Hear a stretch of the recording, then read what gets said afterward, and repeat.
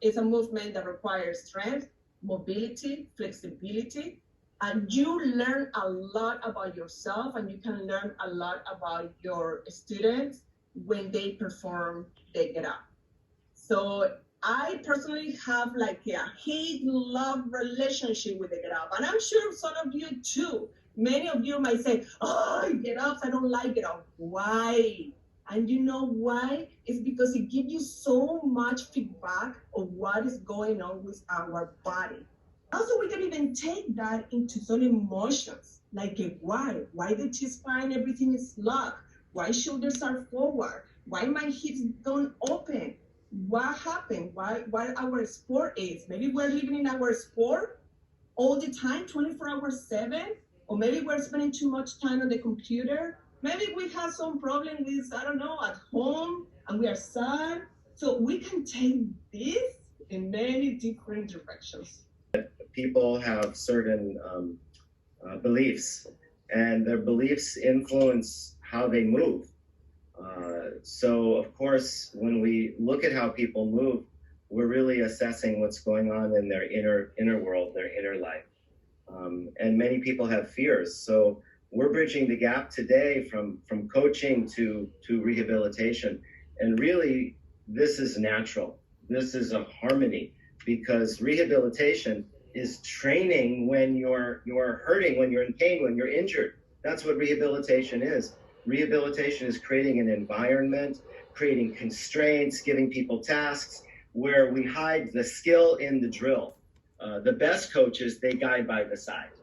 And this is ideal, especially when people have a confidence issue.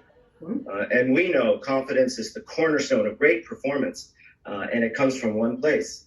It comes from what people say to themselves. So why I love Joanna's coaching style so much is she empowers people. She gives people confidence. You always give people a positive experience with movement.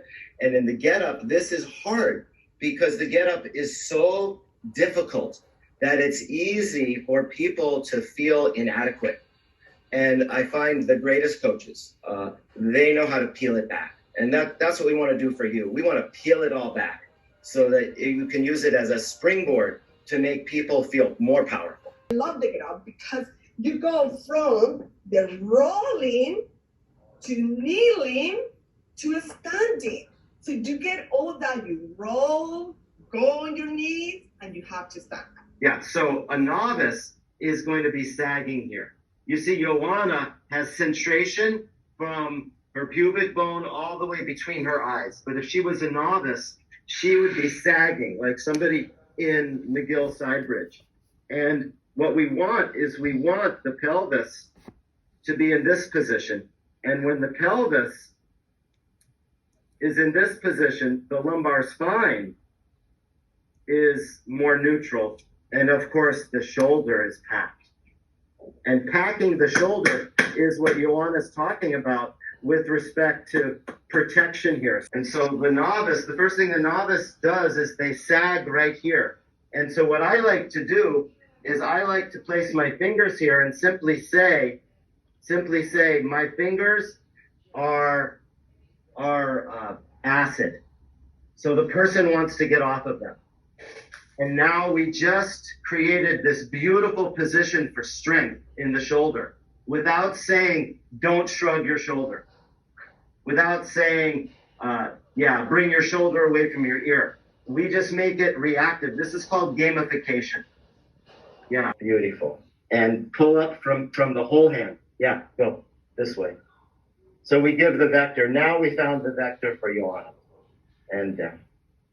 And down. And hold. Elbows lock. Braces in neutral. Zip it. I'm not here.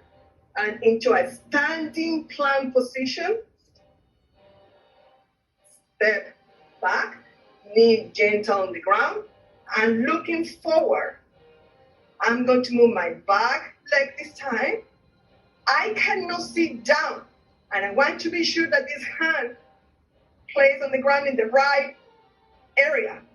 So I'm going to use this hand as my eyes, and I'm going to actually touch my body